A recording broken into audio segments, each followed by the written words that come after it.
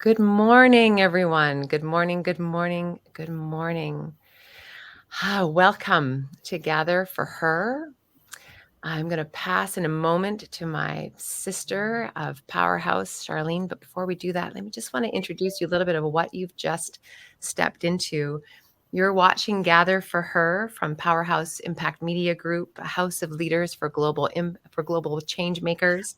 And we use media as the beat of our drum. And today you have stepped into a conversation with Deb Alcadinho. And you are with us for as long as you can be with us. This conversation goes on for about 45 minutes to an hour. We are live on LinkedIn. We are live on Facebook. We are a community of change makers, and we want to hear from you about the change that you're up to in the world. And Deb today is going to give us some insights into that change work that she's up to in the world. And then we're going to invite you to come and join us on the leader path and be with us so we can amplify your change work. I'm Tina O, and I'm part of the Braid, and I am so grateful to be here on the traditional, ancestral, and unceded territory of the Squamish people. I'm live from Naquelaquam, also known as Bowen Island, and I am a story listener. And I'm going to pass to the founder of Powerhouse Impact Media Group, Charlene Sanjenko, to gather us up together and begin our conversation. Over to you, Char. Thank you so much. Good morning. Good morning. I want to explain that we touch each host this morning. We bring each of our energy to this conversation before we introduce our guest. And if you've ever wondered why we take a moment to introduce ourselves, it's not just so you know what my name is or where I'm from. Although it's very important to me that you know where my home community is.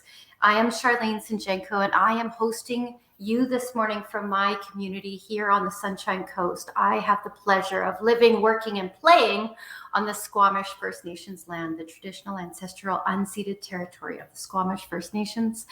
And it's my pleasure to welcome you this morning. I want to pass over to my co-host, Christina Benti.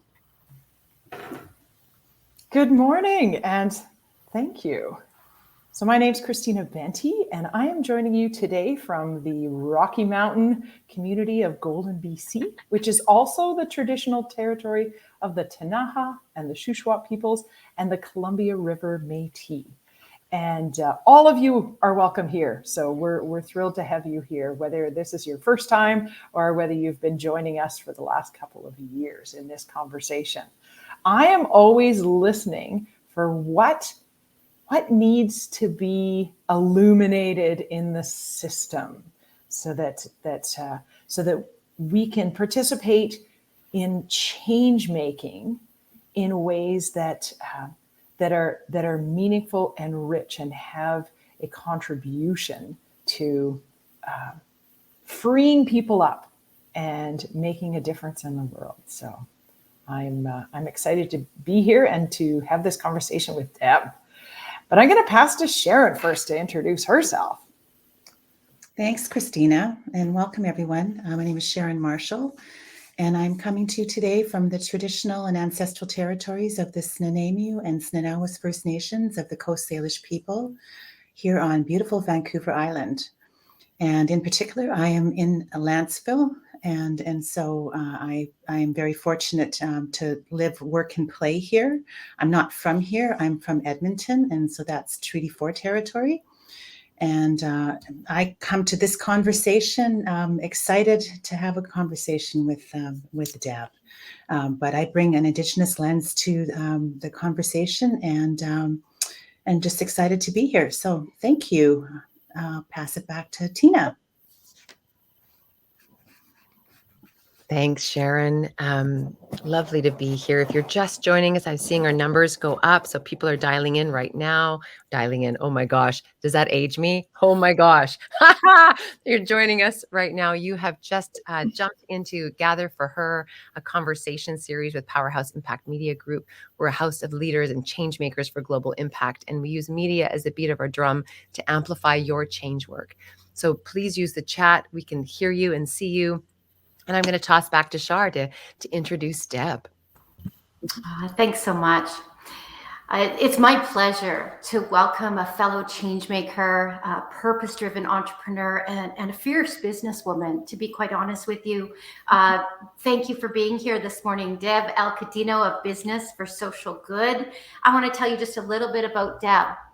She, and we'll dig right into this, she was 10 years old. She was 10 years old, a little prairie girl, when she first woke up to the hunger in her for serial entrepreneurship. And that led to years of self-reliance.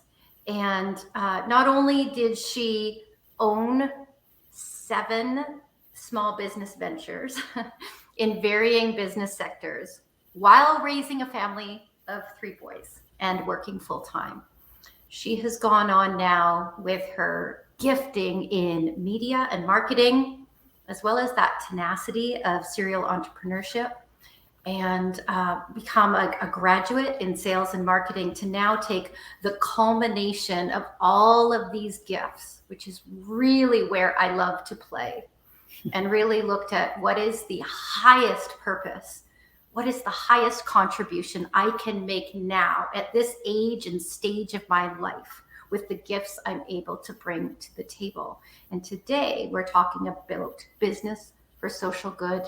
And as we have that conversation, I ask you to sit with that same question for and of yourself. Good morning, Deb. Welcome. Good morning. My gosh, a lovely introduction. Thank you. So honored to be here.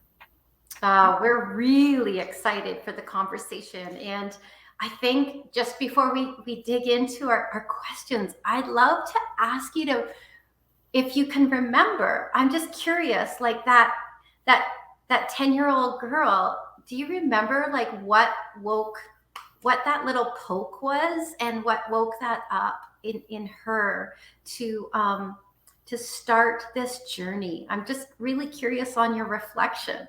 Well, hindsight's 2020, and we tend to draw the correlations the older we get looking backward, right? But yeah, I clearly remember that time in my life. You know, my mom and dad, my dad in particular, was very driven to save. And financial security was very important to him. And so this chatter of being, you know, self-reliant and self-sufficient was something I heard my whole life. So yeah, at 10, I took that to heart, literally, and saw an opportunity and started a little recycling company. And that was just the first of many businesses to follow. Yeah. And it's like any entrepreneur, we see an opportunity and we do something with it. Yeah. I love that. And that is really a great segue into the deep dive of where you're at now and the opportunity that you see. I'm curious, knowing your passion for social impact and the gifting and the background and the expertise, quite frankly, that you have in media and marketing. Can you tell us just a little bit about like Business for Social Good, where that arose from, and really what your vision is for this change-making vehicle? That's a big question, because there's so much in that. So let's start at the beginning. That's probably the best place to start. So you're right. I mean, I have a long history in media and marketing. Marketing, I love. I love the whole genre of marketing. I get it. I always have. And the fact that I worked for a decade in media was just a lovely extenuation to this love that I have of marketing. But Business for Social Good, you asked me where that started. And I think it's always been part of me. Honestly, I know that sounds kind of cheesy, but I think it's always been part of me, and it's really just risen in the last decade, but really more predominantly the last couple of years. So what I mean by that is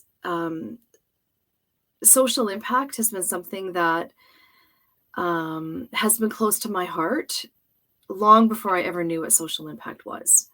Now there's just a name for it or a label for it. But when I envisioned Business for Social Good, actually, I'm just gonna take a step back. 10 years ago, I became aware, I think, of this social impact space. And the pivotal moment for me was when I heard Bill Gates' speech to the Economic Forum. And I so clearly remember him saying, the issues of the world, and obviously I'm paraphrasing, but the issues of the world cannot be solved by government and philanthropy alone. And when I heard that, I'm like, there's something there. And so after that, I just started kind of at first listening, watching, reading, kind of following this, what kind of became a trend, following this speech and this awakening in consumerism. And so I just really delved into this conversation and books and research and things like that. And then about 3 years ago, I started to really, really actively look at this social impact space. There's something here. This is more than a trend. This is a way of doing business. This is more. This is something more. And I just kept hearing this. There's something more. There's something more. And I'm actually going to share with you. I don't say this to too many people, but I think it's a good space to share it here. We were actually on a plane ride home from Europe. We were visiting our oldest son. And I'd taken some work with me, but not a ton. And on the plane ride home, I don't know, call it an epiphany, call it a download, call it whatever you want. And I was doing some journaling, and all of a sudden, the whole framework for Business for Social Good just came together. And I'd had all these fragmented thoughts and kind of envisionings of, if I built something, this is what it would look like.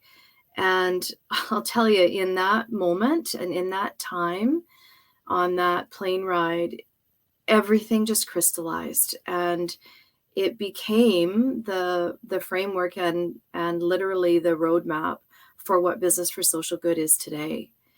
And this piece of voice, vision, and heart just keeps coming up for me. And so I really believe that my purpose in this whole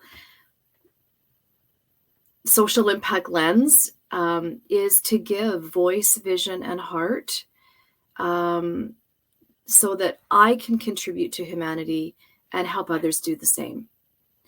So your question about media and marketing, I really think that media and marketing are just the tools to give me the wings to do that, and to give wings to the clients' voices that we serve, to give wings to our clients' voice, vision, and heart, the impact that they want to achieve, and ultimately just create the collective impact that we all want to see possible.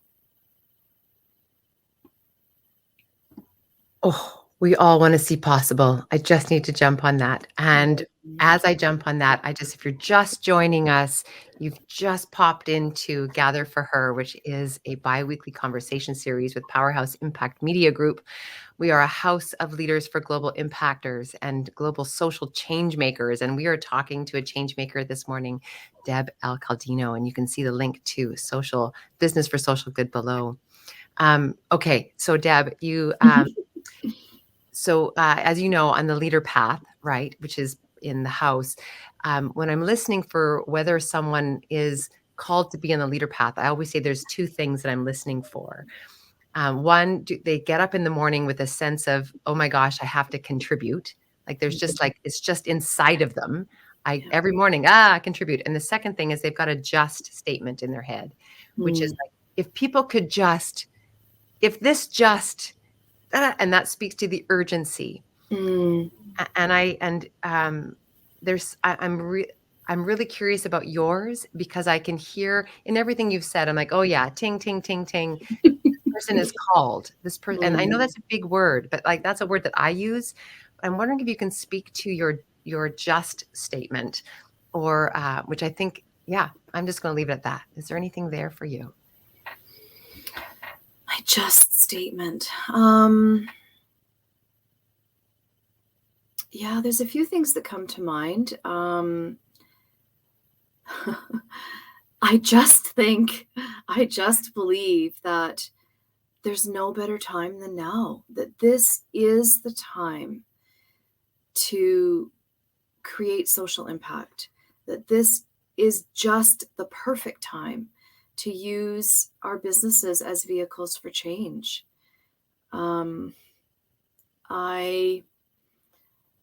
I just believe in the core of my being that we have a responsibility as business owners to do more than just manufacture or just sell a product or a service.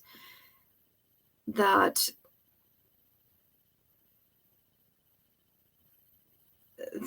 it is just, there's that word, that it is just,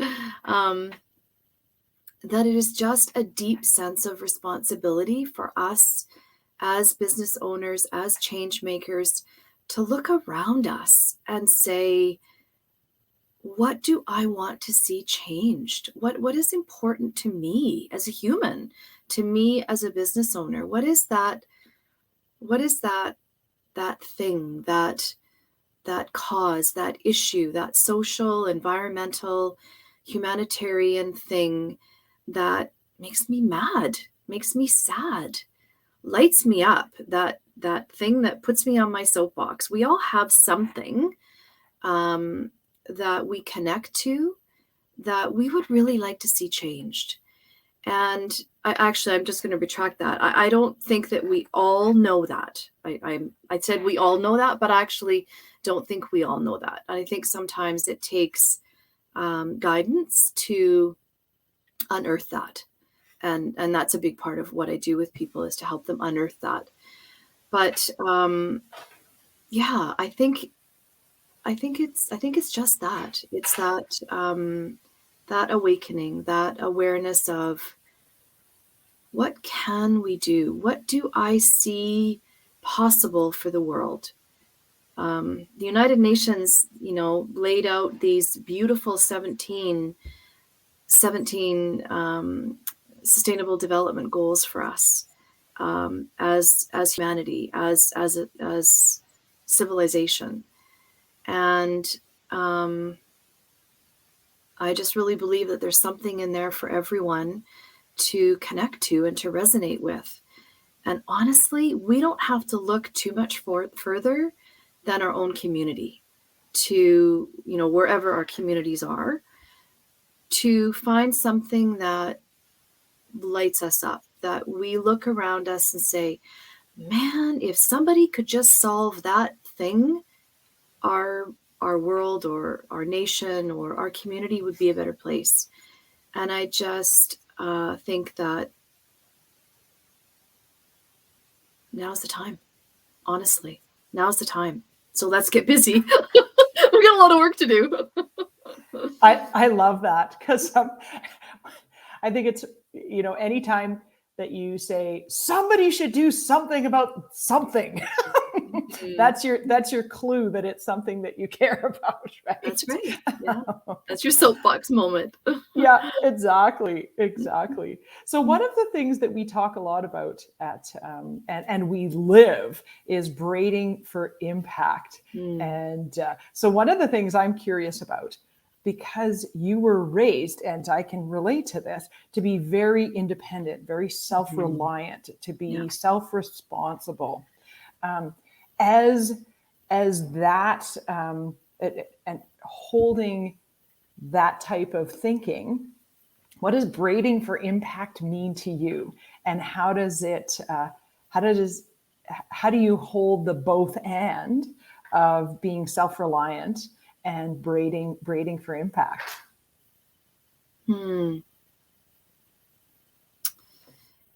Yeah, it's almost like a dichotomy, isn't it? Right? It's you're those two words are a dichotomy: self-reliant and braiding. Right? How can you be self-reliant if if you're braiding? But I can easily separate them. So for me, at this, and Charlene used these words at the very beginning about this age and stage of your life. I think for me, braiding means a lot of things, and they are still very closely tied to being self-reliant and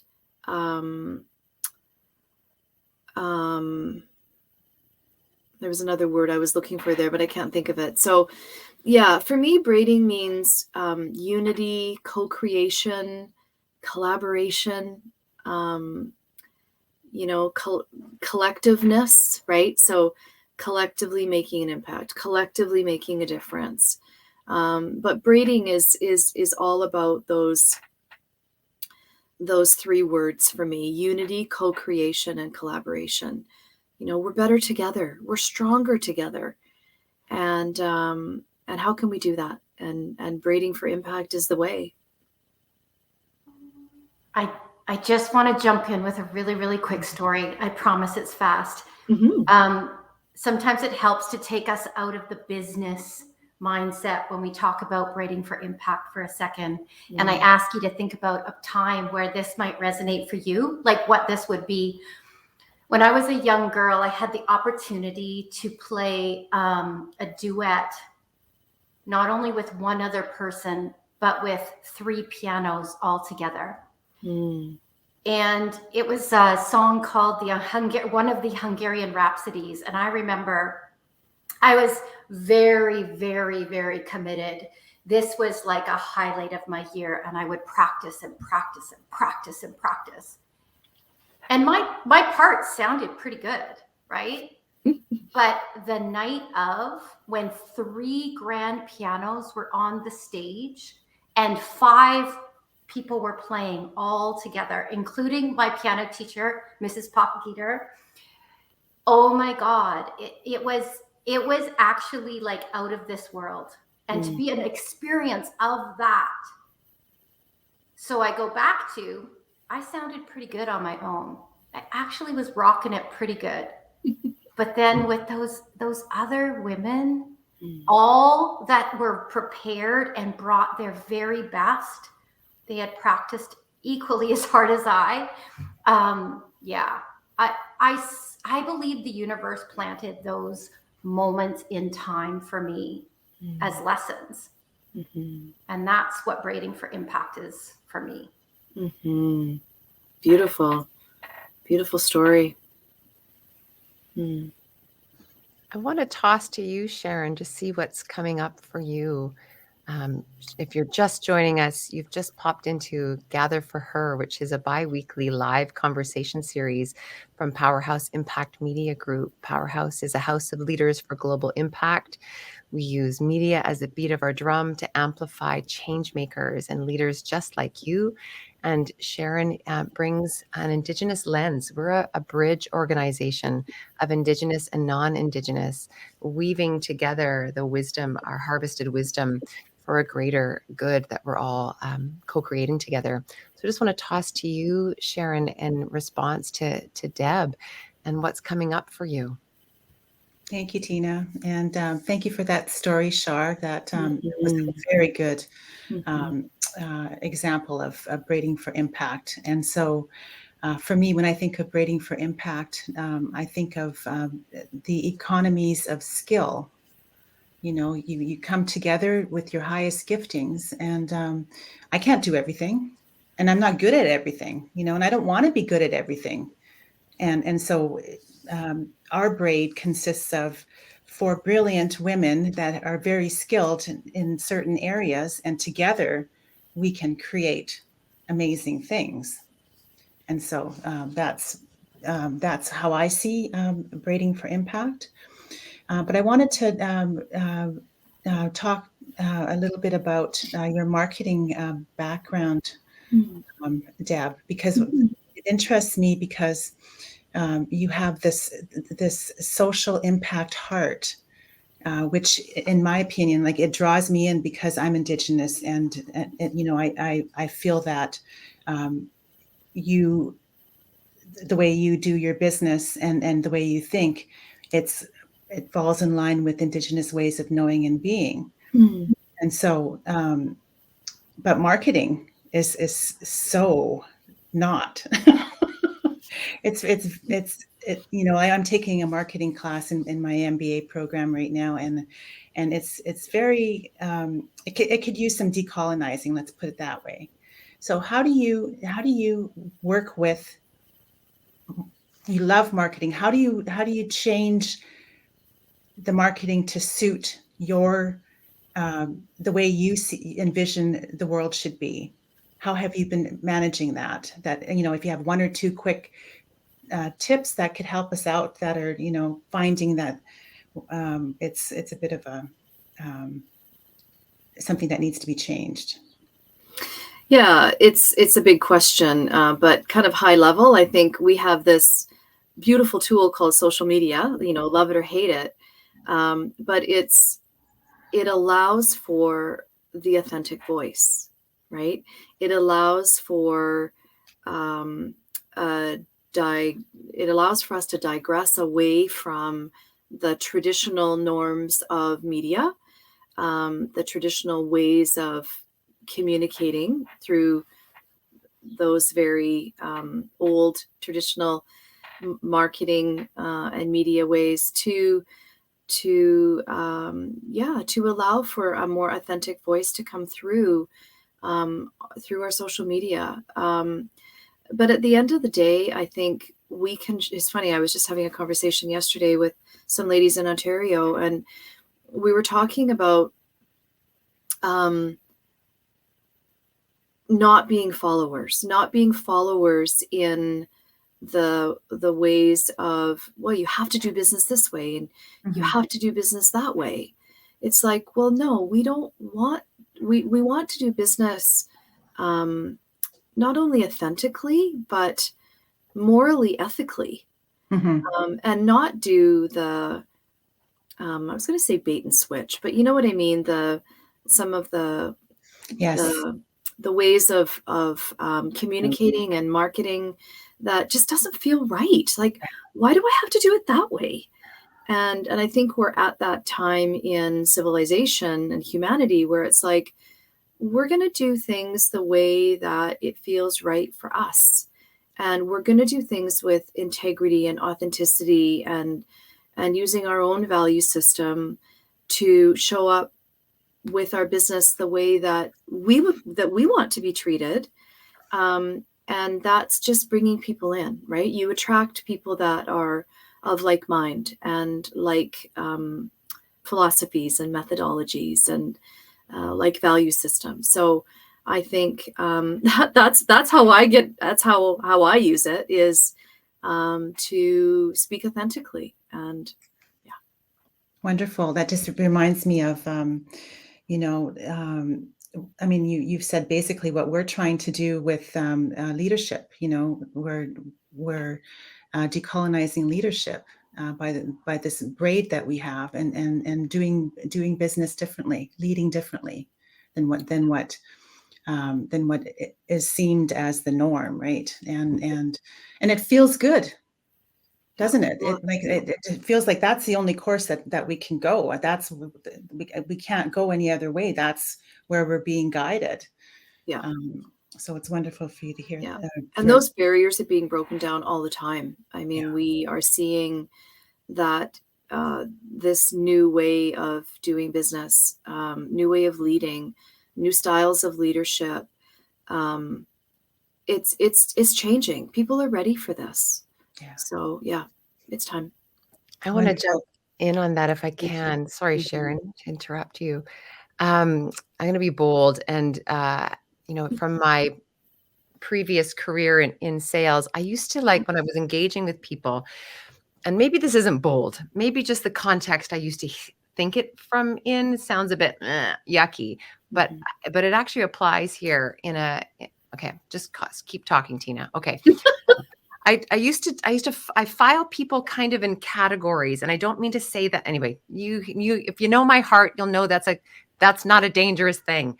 But I'm like, they're like 20% of the world are just the get it, got it, gone people.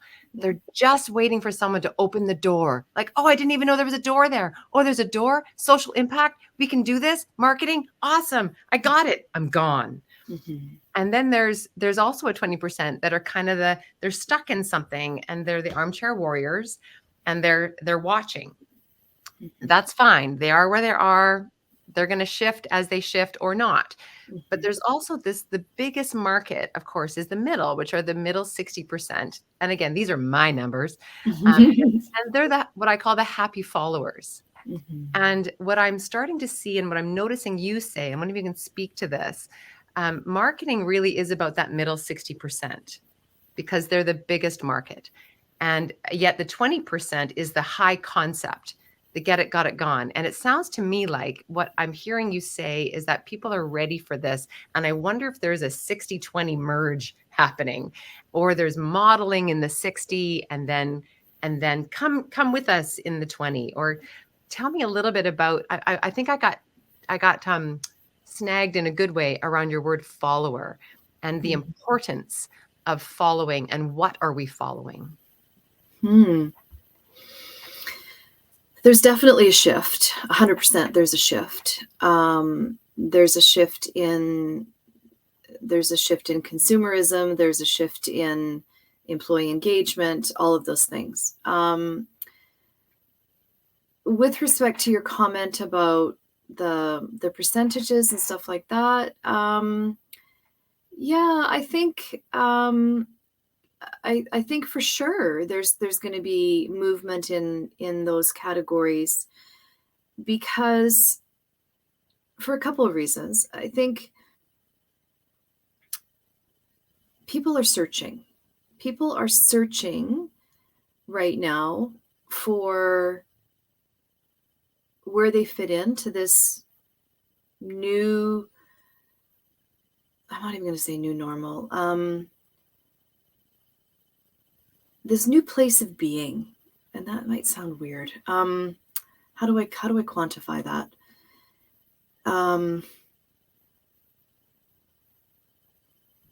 I think you're on it, Deb. Yeah, I think you're on it. Keep going. Yeah. Yeah.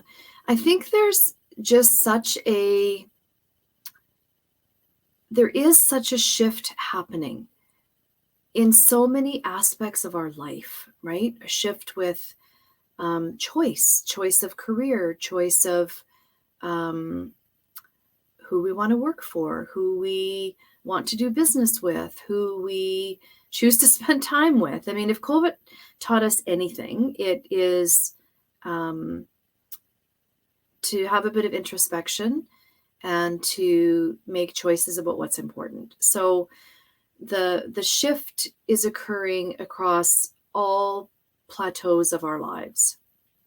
So for sure, there's going to be a shift in followers and in leaders and in in concepts that resonate with us or don't resonate with us. And I think the whole issue of social impact fits so well into that, because it is, I might be going off your question, off the topic of your question, Tina, and I apologize if I am, but I just think that with the social impact lens, everybody is searching for, not everybody, but a lot of people are searching for where they fit into this new paradigm that we're going into. And social impact and connecting to something that is important to you as a human is, I think there's really something there for people. We all want to belong. We all want to belong to something, and hitch our wagon to something that feeds our soul. And so what is that for people? You know, if you're a follower or you're a leader, we need both. I mean, the world needs both to make visions come to life, to reality. So I think I went off on a tangent there. Did I answer your question? Yeah, you answered it beautifully. I love those kinds of answers. Yeah, and I just I want to move into just not move into, but we need both and we need all. And I know your heart, so I know that's in there. It's not duality, it's the allness. Yeah, thanks, Deb.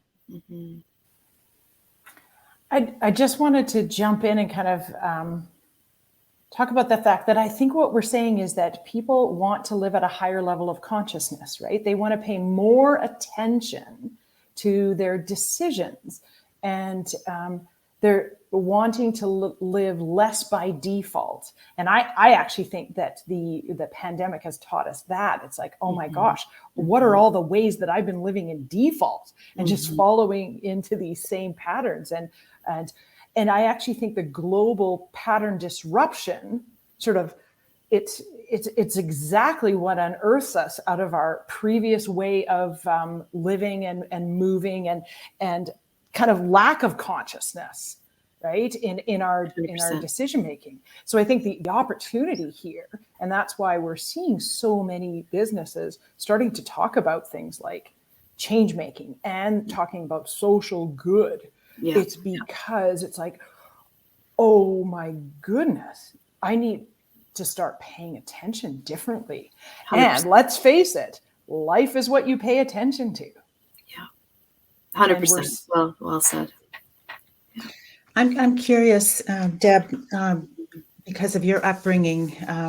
You had me when you said, you were an entrepreneur at 10, because at 10 I was as well. I sold Regal Catalog, and I did too. I remember getting that at the back of the comic and getting my mom to sign it, and she signed it, and I was so excited. And oh yeah, that supplied me my clothes for the year, because I had to have this clothes like everybody else, and that I loved it. So you were taught at a very early age about entrepreneurship, and you loved it, and so now you have 3 boys. Do you inspire them to? What are their ages, and do you inspire them to do any entrepreneurship? Great question. Yeah, our boys are 31, 23, and 20, almost 21. And so, our middle son is very entrepreneurial. I think our youngest son will be in time.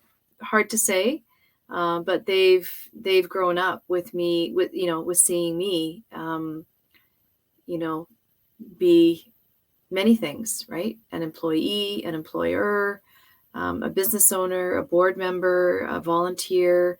So they've grown up with seeing me on all sides of the equation, and it'll be interesting to see what they do with their lives. Our 31-year-old has a career that he's very passionate about. So I'm not sure that he'll go to entrepreneurship, but I wouldn't be at all surprised if the younger two did. We'll see. Wonderful. My son, when he was in elementary, he started selling jewelry, making jewelry and selling it, and I was so proud of him, and he gave it up. And I think the kids, so they watch me and they see, and I think that, like, my daughter's working for me right now, and so she's a VA, and so that's Awesome. her start, right? But yeah, I just had to ask that question. And then I think I'm going to jump and ask a different question, and that is, what do you think about reciprocal partnerships? Oh, I think there's huge value to that. Another word for those is strategic alliances. Yes. Right. Yeah. There's tremendous merit for that, and it gets back to that unity and that collaboration and co-creation, right? Those three words that come up for me. But yes, if you can align yourself strategically with someone who shares a similar database, right? Like a similar customer base. There's tremendous opportunity for you to work together and serve those customers. Can I tell a little story? Do we have time? Please do. Yeah. So a great example was when I was in media, and there was in this town, there was a pet food company, a pet food store, retail. They're both retail outlets. One was a pet food store, and another one was a dog groomer. It was a dog groomer. And these two women were on opposite sides of the town, and they learned about each other's businesses, and they were like, well, hold on a sec. We are serving the same market, but our customers don't know about each other business necessarily. So they created a strategic alliance, and they created a little card, and it was a referral card. So the pet food store gave out the cards to the groomers, and it was and vice versa. They each had this little card that they shared back and forth. So when pet food was purchased, they got a free nail trim. And when grooming services were purchased, they got whatever free thing was at the pet food store. So yeah, there's so much opportunity, and it doesn't necessarily have to cost you anything. I mean, if you're in retail, you can work out great alliances with your vendors and your suppliers on samples and discounted product, various opportunities that vendors and suppliers might have that you can take advantage of. There's so many examples of great strategic alliances with people that have products, people that have services, but it's all about, again, thinking beyond your business and co-creating with someone, collaborating with someone. Hey, what can we do together? And I think it's that conversation. It's about people being open to the conversation. Let me learn more about what you do.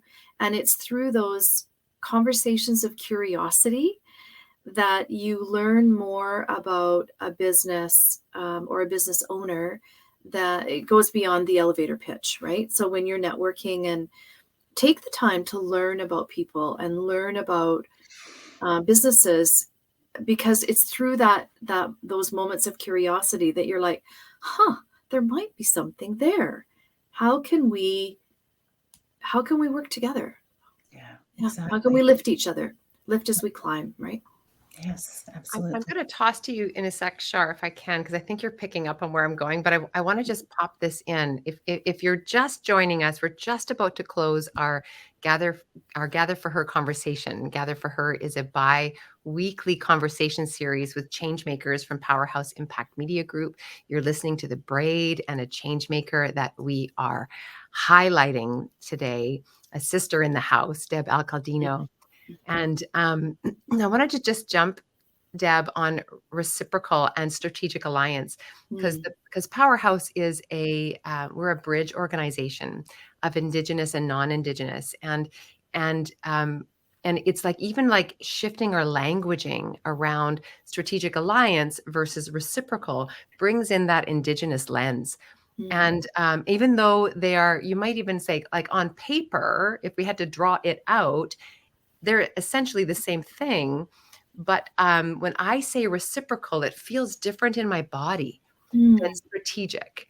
And I think about, who do I want to do business with that I would serve, and I would serve the peas at my turkey dinner to, like, can I pass you the peas? Well, of course, you're going to pass me the corn, like I'm being silly, but I'm not. Like, I'm actually not being silly. It comes down to a fire circle conversation we had about one family. And I'm going to toss to you, Shar. I'm not sure where you were going, but that's the thread that I picked up on, and just want to I pass to you, and not to correct you, Deb, at all, No, but no, more it's just fine. to add another layer Yeah. to our thoughts and decisions and words and such. Okay, over to you, Shar. No, I love it, and I guess I would just add this. I I think that it's an exciting time to be reimagining how we are in relation with each other. You know, we became businesswomen in our generation in a certain time of how we were taught to market and how we were taught to sell and how we were taught to be in business. And honestly, they're around some pretty colonized practices. I also am excited about the urgency to rethink and reimagine how we are being in business in 2022. And that's actually what this conversation is all about. How are we in relation? How are we deliberately weaving with each other in a way that we collectively can come to a solution in the next 10 years at an exponential expression of our highest gifting, than any of us have been evidenced to or experienced in the last 30 years. Because I know what I've seen, I know where I've been, I know what I've experienced. I don't want to repeat that, quite frankly. It's been there, done that. And so now what? So we're on that precipice, and that's exciting to me. And I think that's exactly what Business for Social Good is all about. And I kind of want to swing into, if this conversation has woken someone up a little bit, that they're like, Business for Social Good, that sounds interesting. Like, what would be the next step for them, or what would you have them know about your work, Deb? Or where to find you, those kind of things, and or what might you want to leave them with today?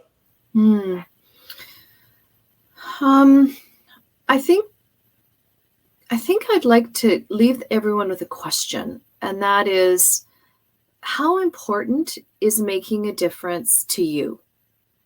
So what I mean by that is, if making social impact, if using your business as a vehicle for change is important, then I just invite everyone to just lean into that. You can check out Business for Social Good on social, on our website. I think Tina's got that on the screen, and just engage with us. If you need help on how to do this, then have a look at our Social Good Academy. It's our training program. It's 12 weeks. It's myself and a faculty of other amazing humans that are showing up to co-create in this social impact space and deliver their area of expertise. So yeah, that's really my invitation to everyone, is how important is making a difference to you? And if that really resonates with you, then we're here. We're here for you. We're here to help you navigate that journey, and really use your business as a vehicle for change. Yeah. I want to deepen that invitation. Mm. I love that. That's great. I want to deepen the invitation, because not everybody listening to this call is an entrepreneur or a business person. And Sure. we speak volumes with our time, energy, and money, right? And we demonstrate what our priorities are by our time, energy, and money. Yeah.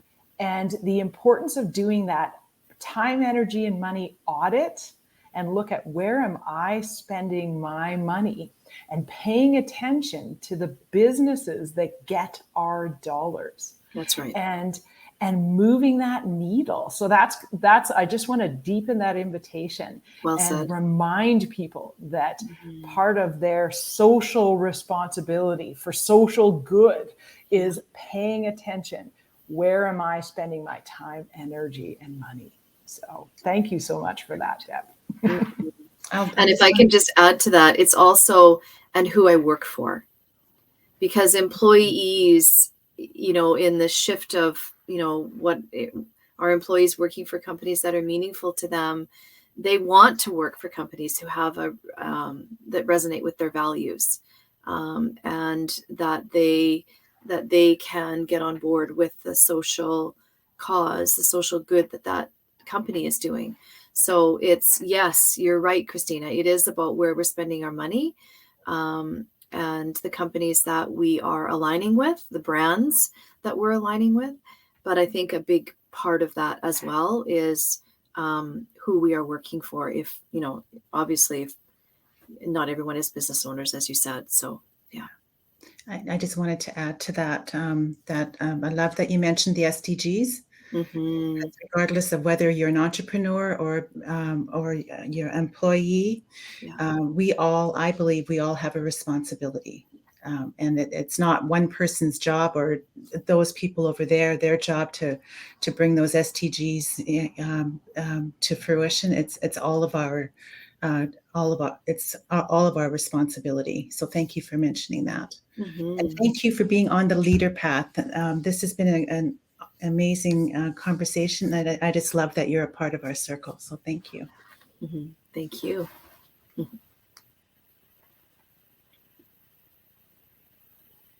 Right. That's my cue. We are at our almost hour. Gosh, that went fast. I know, right? I know. I'm just pulling up the link because I want to make sure, Deb, thank you so much for all that you've offered us today. Thank you.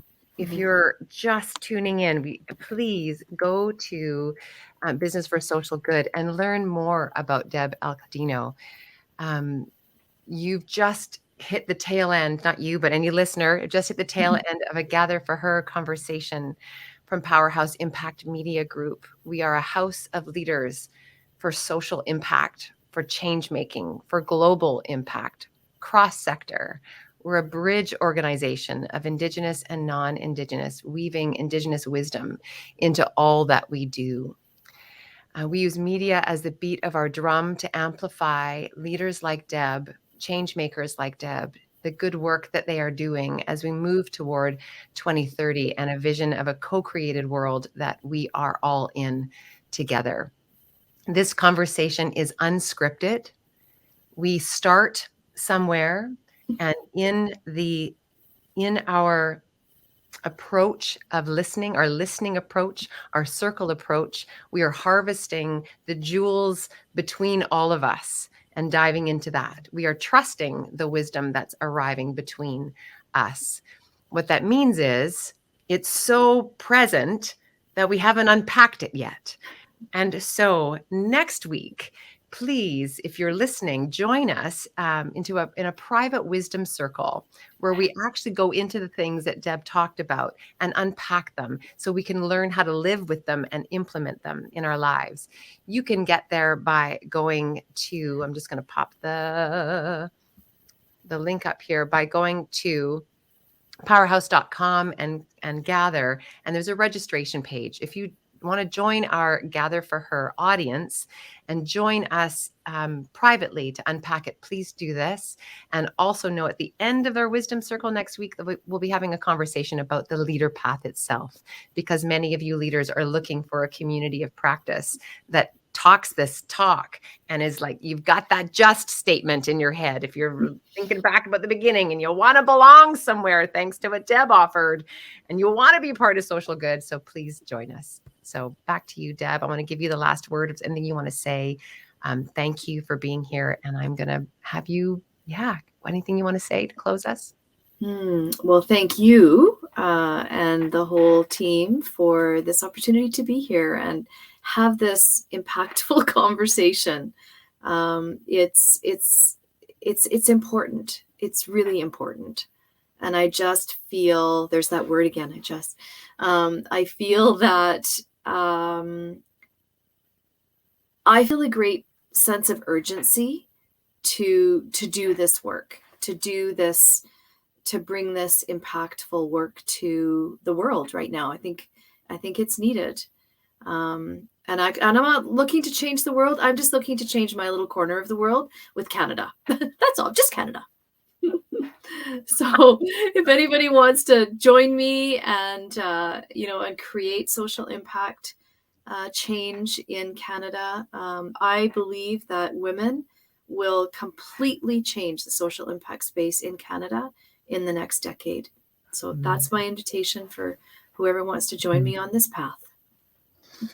Thank you, Deb. And thank you, listeners. And thank you, Braid, for your time and love today. We will see you all next week in the Wisdom Circle. And if we don't see you there, we'll see you in 2 weeks here on LinkedIn, Facebook, and YouTube. All right, gang. See you on the path.